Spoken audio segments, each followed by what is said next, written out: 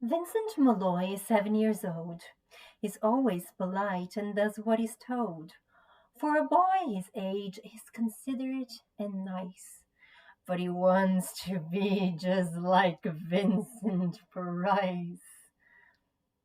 He doesn't mind living with his sister dog and cats, though he'd rather share a home with spiders and bats. There he could reflect on the horrors he's invented and wander dark hallways alone and tormented.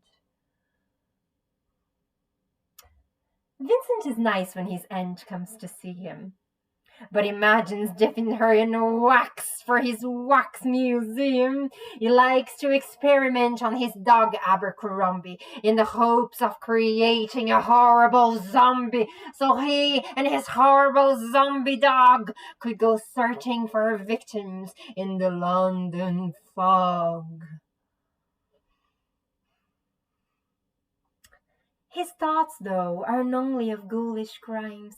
He likes to paint and read, to pass some of the times, while other kids read books like Go, Jane, Go. Vincent's favorite author is Edgar Allan Poe. One night, while reading a gruesome tale, he read a passage that made him turn pale. Such horrible news he could not survive, for his beautiful wife had been buried alive. He dug out her grave to make sure she was dead, unaware that her grave was his mother's flower bed. His mother sent Vincent off to his room. He knew he'd been banished to the Tower of Doom, where he was sentenced to spend the rest of his life alone with the portrait of his beautiful wife. While alone and insane, encased in his tomb, Vincent's mother burst suddenly into the room. She said, "If you want to, you can go out and play. It's sunny outside and a beautiful day."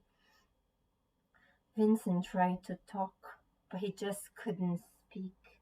The years of isolation had made him quite weak. So he took out some paper and scrawled with a pen, "I am possessed by this house and can never leave it again."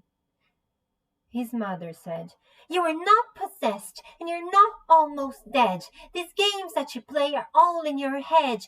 You're not Vincent Price, you're Vincent Malloy.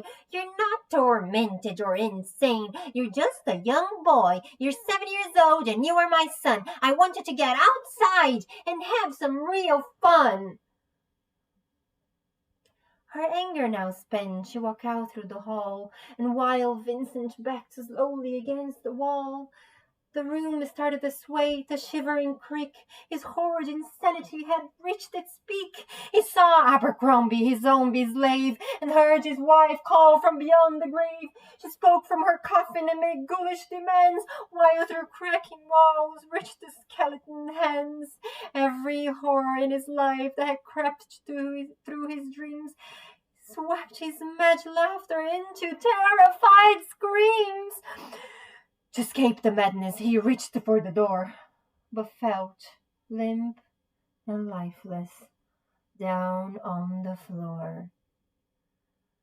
His voice was soft and very slow, while he quoted The Raven from Edgar Allan Poe.